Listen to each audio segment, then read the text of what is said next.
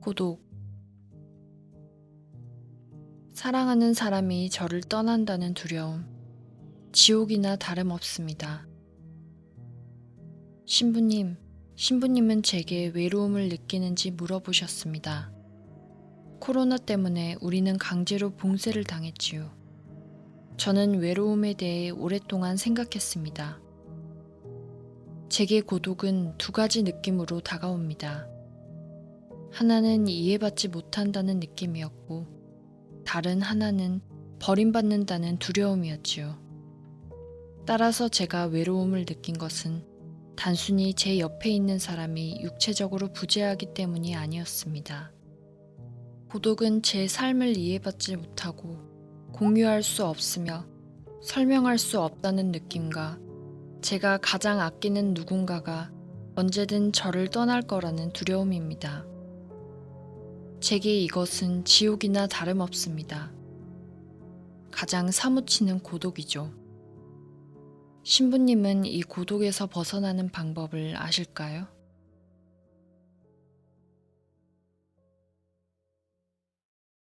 외로움은 인간의 마음속에 자리한 가장 깊은 두려움이다.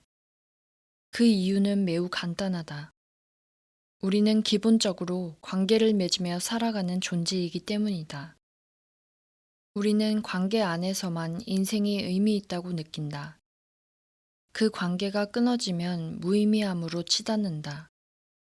따라서 고독의 현실에는 항상 의욕 짙은 시선이 동반되고 고독이 사람의 마음에 일으키는 부정적 영향을 떨치기가 힘들다. 그리고 외부 환경 때문에 외로움의 골이 더 깊어질 때 문제는 훨씬 더 심각해진다. 복음서는 나병과 같은 끔찍한 질병과 연결하여 고독에 대해 말한다. 고대 이스라엘에서 나병에 걸린 사람은 강제적으로 격리되었다. 실제로 다른 사람들과 떨어져 외진 곳에서 살아야 했고, 그가 지나는 길은 대중이 피해갈 수 있게 항상 알려졌다. 그 질병은 저주로 여겨지기도 했는데, 질병과 환자가 구별되지 않고 하나로 취급되었다. 복음서의 일화에서 언급되는 나병은 단순히 육체와 관련된 불행이 아니라 모든 인간에게 내재된 근본적인 두려움의 표현이다. 어떤 불상사가 일어나 혼자 있게 되는 두려움이다. 그것은 때로는 고통이고, 때로는 오해이며, 또 때로는 우리에게 고독의 형벌을 내리는 인생의 상황이기도 하다. 그런데 곰곰이 생각해보면 우리가 현실에서 실감하는 지옥의 이미지는 상상 속에 불이나 유황이 끓는 무시무시한 풍경보다는 고독일 것이다. 따라서 현명한 자세는 이 고독의 현실에 눈을 뜨는 것이며 고독을 경험하는 일에도 좋은 것이 숨겨져 있음을 깨닫는 것이다. 고독에는 긍정적인 고독과 부정적인 고독이 있다. 우리가 관계의 회로를 충격적이고 난폭한 방식으로 끊어야 할 때 우리는 부정적인 고독을 겪는다. 자신이나 다른 사람, 주변 상황 때문에 단절이 발생하면 삶의 저기를 느끼게 된다. 이러한 경험을 하게 되면 의미의 상실이라는 증상을 겪게 된다. 즉, 공허함의 고통으로 빠져들게 된다. 이는 어쩌면 죽음의 고뇌와 가장 가까운 경험일 것이다. 죽음이 두려운 이유는 무엇보다도 우리의 존재가 깊이 관여된 관계의 회로에서 분리되고 제외되고 버려져서 혼자 남겨지기 때문이다. 현대사회는 구조적으로 인간의 외로움을 부추긴다. 그 이유는 두 가지다. 먼저, 혼자 있는 사람은 스스로 불행하다고 느낀다. 그렇기에 소비를 하여 그 괴로움을 다스리려고 한다. 경제는 사람들의 불행을 적절히 이용한다. 우울한 기분을 돈을 쓰면서 달래는 쪽으로 유도하는 것이다. 이때 욕구불만은 경제순환의 시작점이 된다. 누군가는 이러한 메커니즘을 생산, 소비, 균열이라고 요약했다. 그러나 이는 궁극적으로 생명을 찾는 것이 아니라 우리를 살게 하는 일시적인 안도감, 순간적인 호흡으로 견디는 것이다. 만약 우리 사회와 문화가 행복을 가져다 준다면 이러한 경제체제는 처음부터 다시 생각해야 할 것이다. 그러나 사람이 중심에 있지 않은 오늘날, 그러한 일대 전환을 기대하는 것은 쉽지 않은 일이다. 현대사회가 고독을 권하는 두 번째 이유는 하다라는 말을 추구하며 사는 불균형에 숨겨져 있다. 효율적이고 생산적이기를 바라는 우리 사회는 존재하다라는 말을 잊었다. 행위에 몰두하는 삶은 존재성을 망각하게 하고 중요한 질문에서 멀어지게 한다. 우리는 누구인가? 삶의 의미는 무엇인가? 우리는 어디로 가는가? 무엇을 위해 살아야 하는가? 이러한 질문들은 삶의 신비에 직면한 인간의 근본적인 고독을 드러낸다. 그리고 그 대답은 우리 스스로 찾아야 한다. 모든 사람은 존재의 신비 앞에서 철저하게 혼자다. 이는 부정적인 고독이 아니라 우리 각자가 삶의 신비 앞에서 유일하기 때문이다. 삶이 던지는 질문에 대신 대답해 줄 사람은 아무도 없다. 이 고독이 우리가 세상의 고유한 존재라는 좋은 소식의 징후일지라도 내면에 부정적인 외로움이 자리하면 불안감에 휩싸인다. 역사를 보면 이러한 불안 앞에서 대중은 더 강한 힘이나 이데올로기에 의지하곤 했다.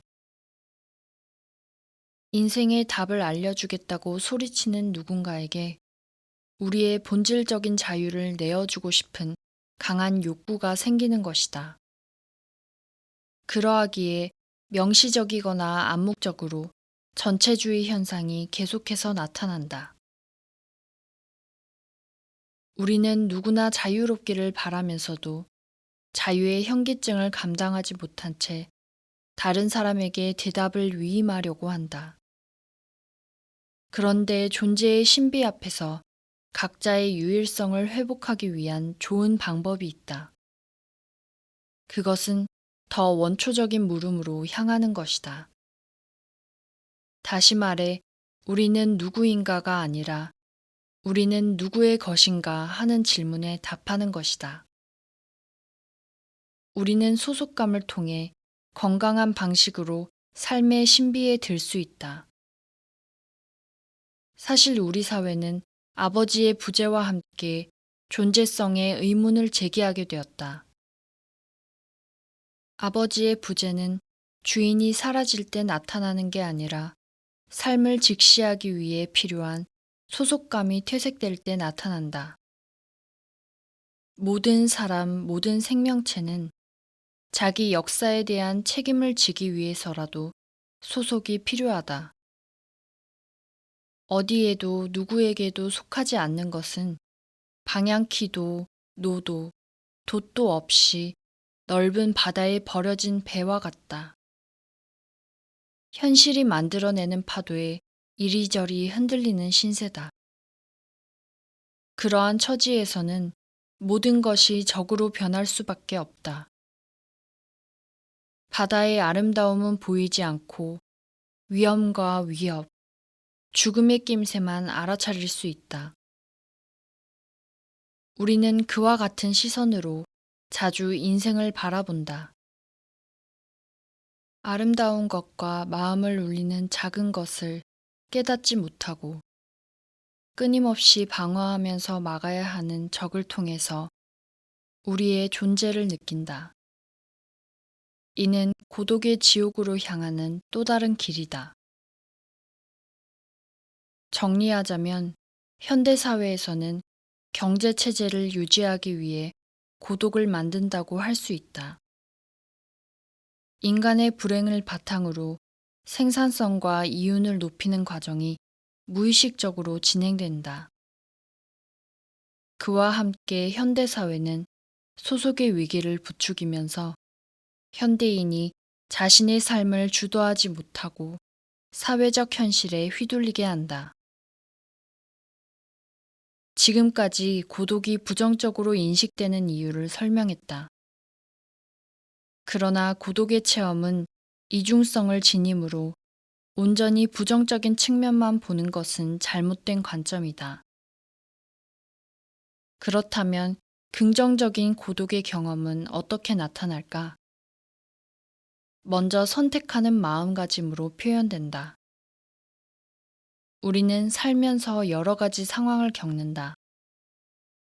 이러한 상황이 발생하는 것이 우리 의지와 전혀 상관없다는 것을 알아도 의지나 바람과 다른 방향으로 일이 발생하면 그것을 용납하지 못한다.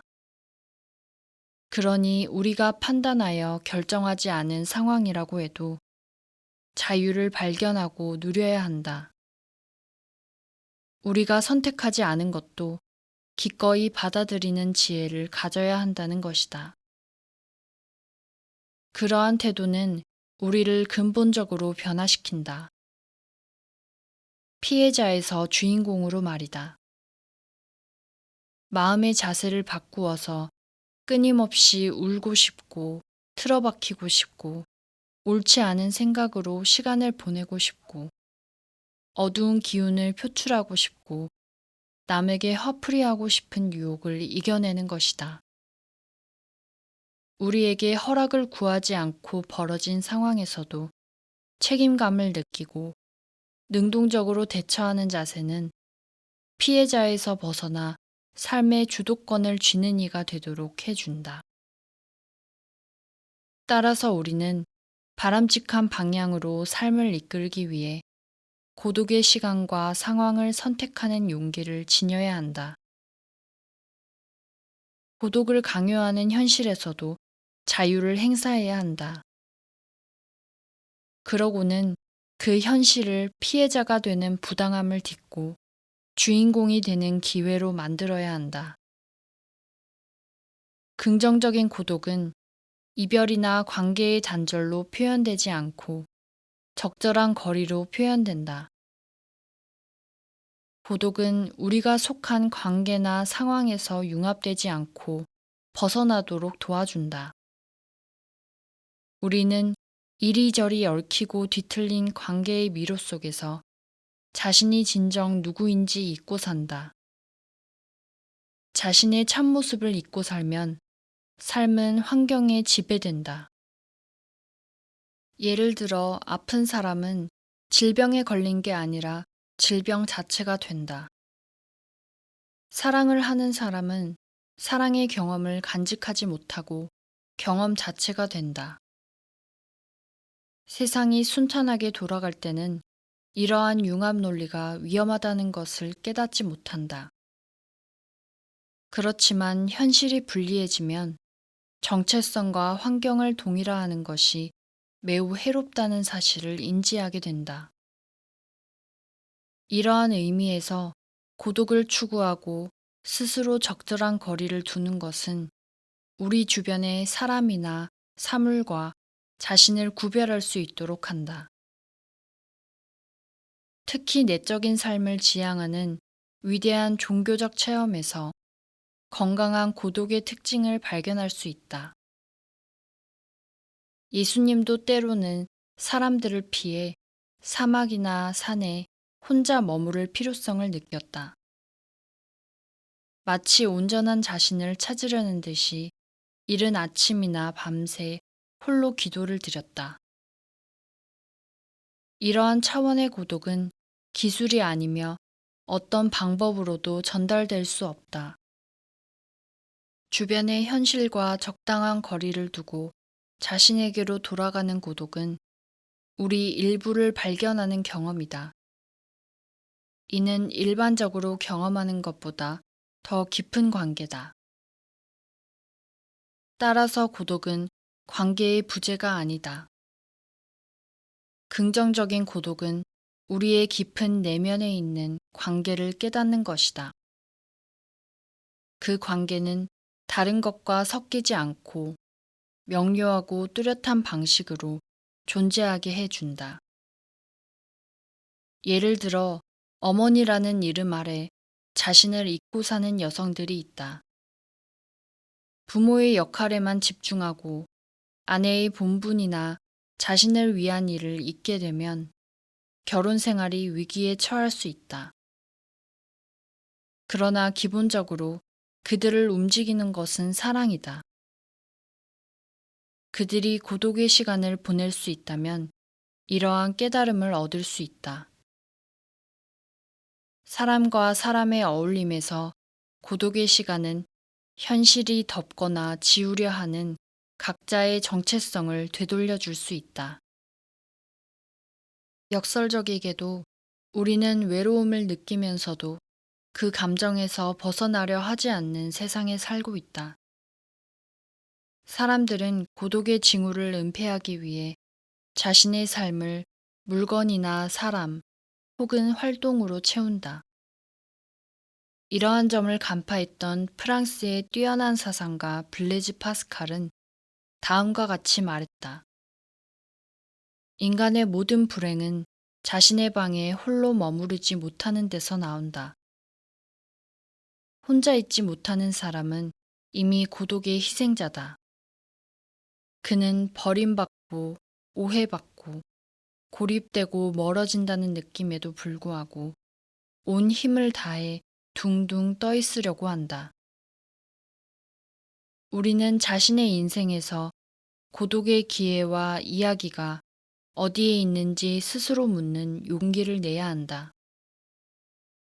자신을 되찾기 위해 고독과 함께할 기회를 얼마나 추구하는지, 그리고 삶이 부여하는 고독과 직면할 때 자유를 얼마나 행사하는지 자문해야 한다.